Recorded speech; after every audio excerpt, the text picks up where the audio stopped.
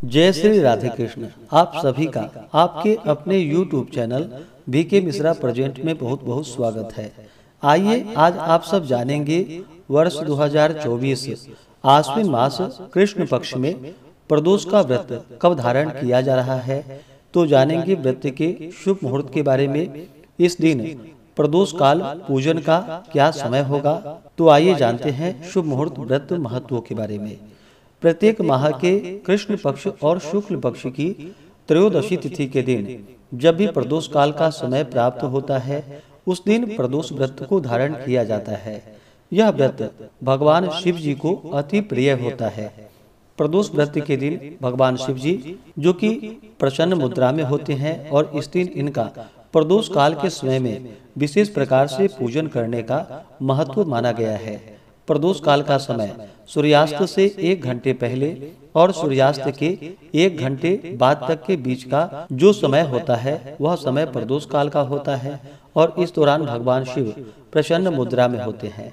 इस समय भगवान का पूजन करने से भगवान शिव जी अपने भक्तों के सभी प्रकार के दुख व कष्टों को दूर करते हैं तथा सुख और समृद्धि का आशीर्वाद प्रदान करते हैं।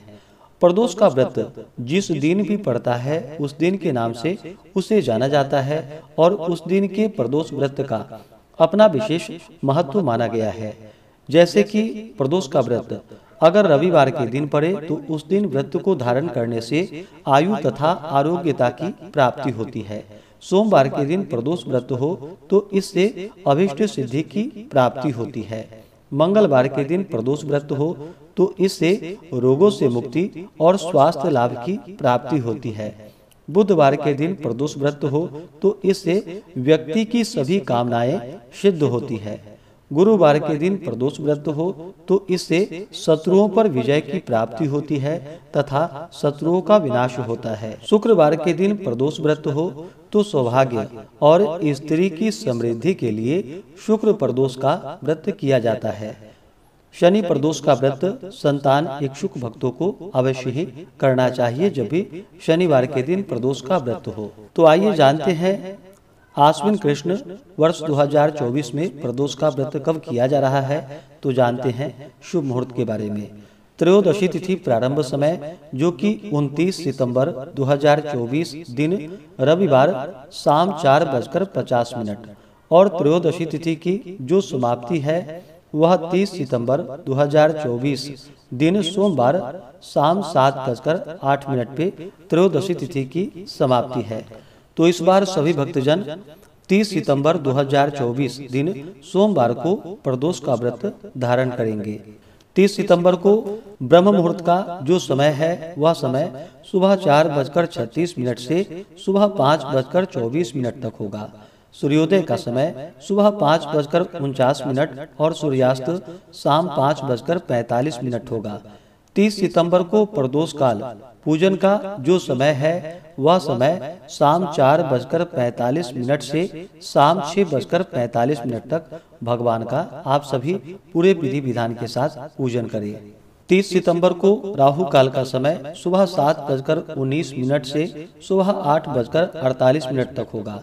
राहु काल समय के दौरान कोई भी शुभ कार्य या नया कार्य नहीं करना चाहिए, इस बात का ध्यान रखें। नक्षत्र जो कि मघा नक्षत्र होगा सुबह 6:19 तक, उसके बाद पूर्वा फाल्गुनी नक्षत्र होगा।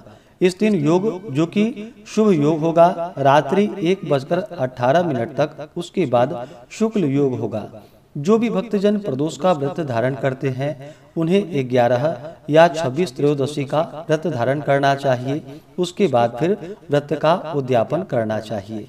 प्रदोष व्रत धारण करने वाले को चाहिए कि प्रदोष व्रत के दिन सुबह उठ करके नित्य क्रियाओं से निवृत्त होकर के गंगा नदी में या घर के नहाने के पानी में थोड़ा सा गंगा जल मिला करके स्नान करना चाहिए। शुद्ध वस्त्र धारण करके व्रती को व्रत का संकल्प लेना चाहिए। भगवान शिव जी से अपने व्रत की मनोकामना के लिए प्रार्थना करनी चाहिए और इस दिन भगवान का सुबह और शाम के वक्त पूरे विधि विधान के साथ पूजन करना चाहिए।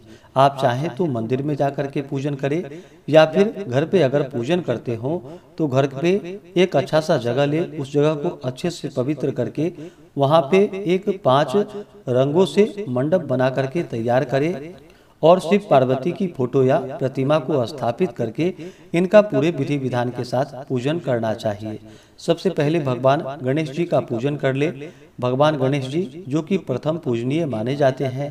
किसी भी प्रकार के शुभ कार्यों में या मांगलिक कार्यों में पहले भगवान गणेश जी का पूजन करना चाहिए अपने व्रत की सिद्धि के लिए। तो पहले भगवान गणेश जी का पूजन कर ले और फिर भगवान शिव के पूजन में शिव परिवार के पूजन करने का महत्व माना गया है। तो भगवान गणेश के पूजन के बाद नंदी, श्रृंगी, भृंगी, कीर्तमुख, कुबेर, कार्तिकेय, सर्प देवता आदि का पूजन करें।